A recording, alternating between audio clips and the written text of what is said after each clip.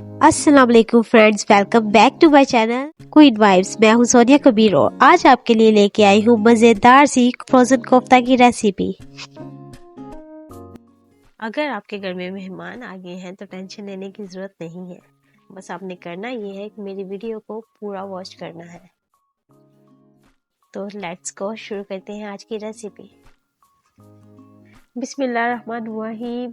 तो सबसे पहले हम एक पैन में ऑयल ऐड कर लेते हैं ताकि हम अपने फ्रोज़न कोफ्तास को इस पर फ्राई कर सकें।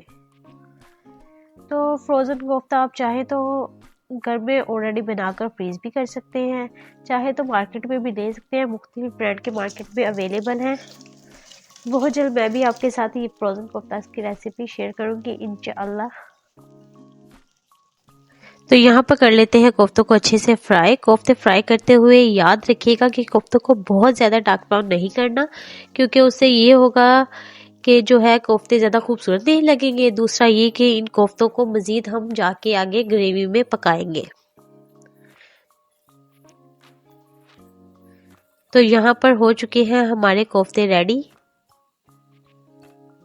तो चलिए तैयार करते हैं इन कोफ्तों के लिए ग्रेवी बनाने के लिए हम सबसे पहले प्याज को करेंगे गोल्डन ब्राउन। आप चाहें तो मार्केट से गोल्डन ब्राउन प्याज के पैकेट्स मिलते हैं, वो ले सकते हैं। चाहे तो घर में ही प्याज गोल्डन ब्राउन कर सकते हैं। घर में बनाया गया गोल्डन ब्राउन प्याज ज़्यादा ही जायकेदार होता है क्योंकि वो फ्रेश बनता है।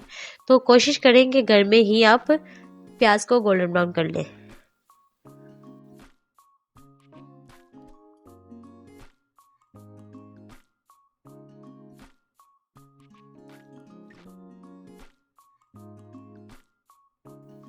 प्याज हो चुका है यहाँ पे रेडी, तो हम इसे निकाल लेंगे और कोशिश करें कि प्याज को जो है किसी टिश्यू पेपर या कागज के ऊपर रखें ताकि जो इसका एक्स्ट्रा ऑयल है वो उस कागज या टिश्यू पेपर में अब्सॉर्ब हो जाए। तो यहाँ ले ली है मैंने एक मिक्सी और मिक्सी में ऐड कर देंगे हम अपना गोल्डन ब्राउन प्याज।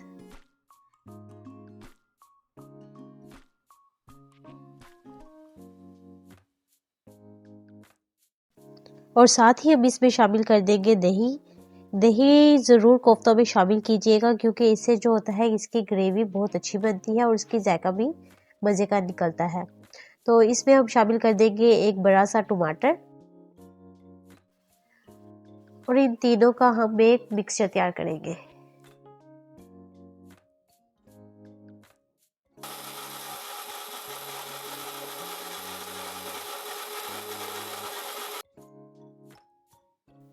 तो इस तरह से हमारा मिक्सचर बन गया है। अब हम लेंगे एक बर्तन, उसमें शामिल कर देंगे हम इस मिक्सचर को और इस मिक्सचर को अच्छे से हम पकाएंगे।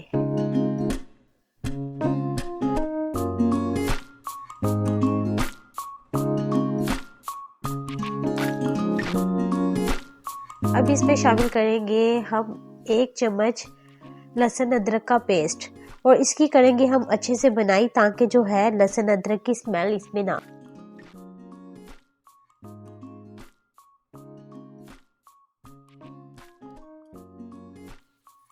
तकरीबन 2 से 3 मिनट पकाने के बाद हम इसमें तमाम स्पाइसेस शामिल करेंगे। सबसे पहले हम शामिल करेंगे 1 टीस्पून नमक,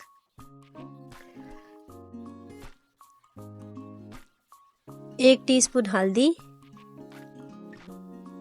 1 टीस्पून दरा मिर्च और 1 टीस्पून जो है सुरख मिर्च इसमें शामिल करेंगे।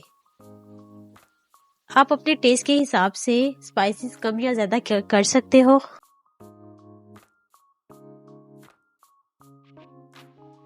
इसमें शामिल करेंगे हम साबुत गरम मसाला,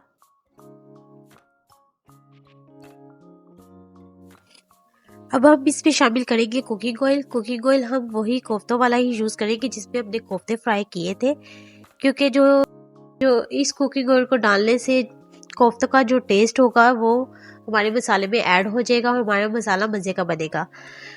तो इसकी कर लेंगे हम अच्छे से बुनाई।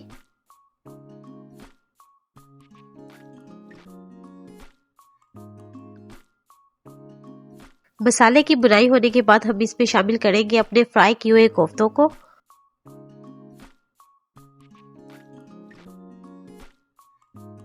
कोफ्तों को मसालों में शामिल करने के बाद हम इसको तकरीबन 4 से 5 मिनट तक भून लेंगे।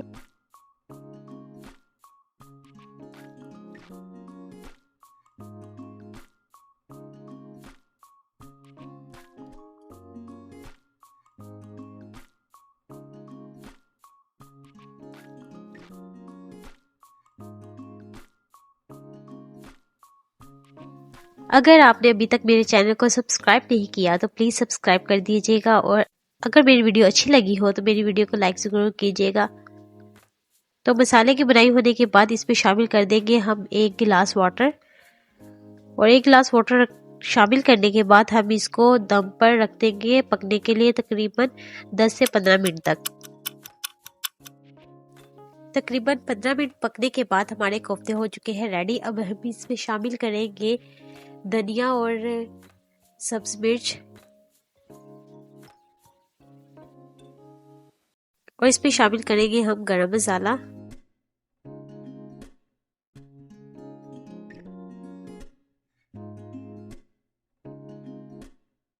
तो कोफ्ते हो चुके हैं रेडी। उम्मीद है आपको कोफ्ता की रेसिपी अच्छी लगी होगी।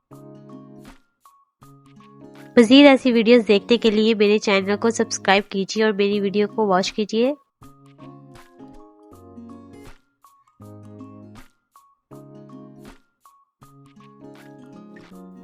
उम्मीद है आपको मेरी वीडियो अच्छी लगी होगी। तो you must try this recipe.